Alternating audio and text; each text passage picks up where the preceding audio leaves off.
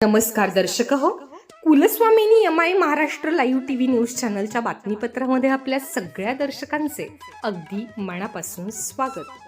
आपण पाहत आहात Kulswamini MI Maharashtra live TV news. 2-3 सदस्य त्याचबरोबर चाकणमध्ये एक चुकीची बातमी पसरून काही चाकणकर त्यांच्या विचाराचे नगरसेवक, काही इतर लोक त्या ठिकाणी वेगवेगळ्या मार्गाने उभे केलेले अशा काही लोकांनी गेले 8 दिवसामध्ये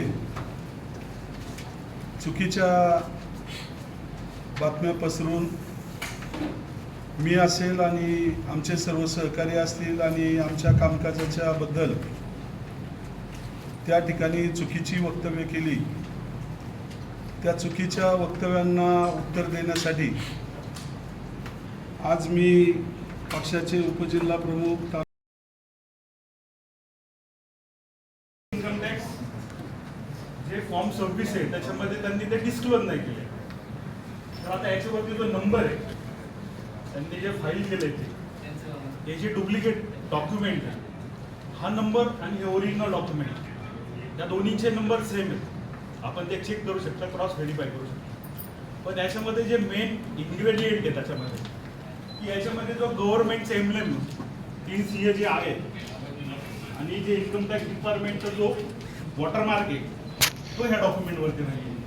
म्हणजे हे मॅन्युप्युलेट करून हे डॉक्युमेंट दाखल केले, जे की ओरिजिनल डॉक्युमेंट दाखवते की ते इनव्हॅलिड आहे. जर एखादा इन्कम टॅक्स बाय इनिशियली जर इनव्हॅलिड असेल तर तो फॉर्म 26 मध्ये आपल्याला नमूद करता येते. त्यामुळं फॉर्म 26 मध्ये जो रकाना आहे ज्या वर्षाचा इन्कम टॅक्स भरलेला तो निरंक आहे, कारण की मूळतः हे डॉक्युमेंट इनव्हॅलिड आहे. फर्दरमोर याच्यामध्ये जे लास्टला जे आहे हे इनव्हॅलिड होण्याचं रिझन एक आहे की it is not verified. Because त्यावेळेस कोविड असल्यामुळं प्रत्येकाला OTP येतो CA कडनं. OTPने जर व्हेरीफाय झालं तरच ते व्हेरीफाय होतं. सो याच्यामध्ये फॉर्म 26 मध्ये जर नमूद न करण्याचं कारण एकच होतं की हे भरलं गेलंच नाहीये, त्यामुळे ते नॉट व्हेरीफाय केलं. आणि याच्यामध्ये तोच डॉक्युमेंट मॅन्युप्युलेट केला आहे आणि त्यांच्या तिथल्या पत्रामध्ये असं सांगितलंय की माझ्या घराच्या बाहेर एका इन्व्हॉल्वमध्ये हे डॉक्युमेंट आणून ठेवलं होतं. का तर त्यांना भीती आहे, कारण की this is the public document, this is the government document which has been fabricated. So याच्यामध्ये ह्यूज मोठी पनिशमेंट आहे. सो त्या गोष्टी टाळण्यासाठी म्हणून उलट आम्ही इन्सिस्ट करतोय की ह्या केसचा निकाल लवकरात लवकर लावून हे डॉक्युमेंट ज्यांनी फॅब्रिकेटेड क्रिएट केले त्याच्यावरती गुन्हा नोंदवा. त्याच्यात परिस्थिती अशी आहे की 1000 रुपयाचा टॅक्स भरल्याचं चलन यांनी बोगस तयार केलं. त्या बोगस चलनाच्या आधारावर 45 दिवस अलाउड असतात. 45 शेवटच्या दिवशी केस दाखल केली.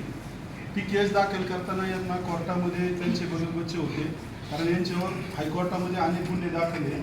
कराळे मर्डर प्रकरणाचा गुन्हा दाखल आहे, त्याचबरोबर त्या ठिकाणी आपल्या आंदोलनाचा जाळपोळीचा गुन्हा दाखल आहे. अशा अनेक त्यांच्यावर खुनाचे गुन्हे दाखल आहेत. त्यामुळे हायकोर्टाशी यांचा गावचे सरपंच असल्यापासून संबंध आहे, कारण अनेक खुनामध्ये यांचा सहभाग असल्याचं मला कळतं आहे. त्यामुळं या 2 ऑडिओच्या संदर्भात या ठिकाणी आता वेळ कमी आहे, परंतु ज्यांना ऐकायचे असतील त्यांच्या ऑडिओ, त्यांच्या भावानी कराळे प्रकरणामध्ये कशी सुपारी दिली ती ऑडिओ आपण सगळ्यांनी ऐकली. दुसरं ते म्हणतात की बाबाजी काळे रामकृष्ण हरी म्हणतात आणि लोकांना शिवीगाळ करतात, दम देतात. पण यांनी लोकांना कशा शिवीगाळ केल्या त्याच्या 2-3 ऑडिओ आपल्याकडे आहेत, त्यानंतर आपल्याला दाखवू. यांची इतकी अर्वाच्य भाषा आहे की आता इतर पत्रकारांसमोर थोडा वेळ मिळाला तर आपण ती सांगू. परंतु ती केस जी आहे, उलट कोर्टाने आता त्यांना 16 तारखेला विचारलं की हा कागद तुम्हाला कुठून मिळाला, कारण हा कागद कुण इन्कम टॅक्स किंवा मालक किंवा CA. आणि मग त्यांनी हा कागद आणला तर ते शांताराम देशमुखने कोर्टाला सांगितलं की हा माझ्या दरवाजात लिफाफ्यामध्ये पडलेला कागद होता. म्हणजे एवढी वेळ त्यांच्यावर आली. कोर्टाने परवा पण फटकारलं की याचा पुरावा आणा. 3 तारखा झाल्या, यांना पुरावा आणता येत नाही. त्याच्यामुळं कोर्ट एकतर व्हेरीफाय करून घेईल. यांच्याकडून आम्ही व्हेरीफाय करून घेतलं आहे, ते डॉक्युमेंट इनव्हॅलिड आहे आणि इनव्हॅलिड असल्यामुळं आम्हीच उलट लवकर केस चालू. आणि ते म्हणतात की बरेच वकील बदलले. पहिले 7-11ला एक वकील होते, त्यांना फक्त 7-11 पुरतंच काम दिलं. त्यांचा दुसरा पॅनल आहे की ही इलेक्शन पिटिशन चालवणे 2-3 वकिलांचं पॅनल आहे, त्यापैकी एक वकील येऊन आपली केस चालवतात. त्यामुळं कुठेतरी सांगायचं की यांच्या केसमध्ये मेरिट नाही, हे नाही, तो सांगायचा अधिकार माजी आमदारला अजिबात नाही आहे. कारण माजी आमदार माझ्या विरुद्ध त्या ठिकाणी तक्रारदार नाही आहे. त्यामुळं केस कधी हे होती, जर समजा मी माझ्यावर एखादा गुन्हा लपवला असेल किंवा माझ्याकडं एखादं खूप पैसे असतील आणि ते दाखवले नसतील आणि त्याच्यामुळं समोरचा उमेदवार जर पडला थोड्या मतांनी तर ती केस चालते. परंतु 1000 रुपयाचं खोटं चलन बनवून या ठिकाणी फक्त 1000 रुपयाच्या चलनावर जो इन्कम होणार आहे तेवढं मी काय निवडून आलेलं नाही. मी चालू घडामोडींचे अपडेट्स जाणून घेण्यासाठी आपल्या Kulswamini MI Maharashtra live TV news चॅनलला जरूर सबस्क्राईब करा, लाईक करा, शेअर करा व कमेंट देखील करा. बेल आयकॉनवर प्रेस करा व नोटिफिकेशन्स मिळवा.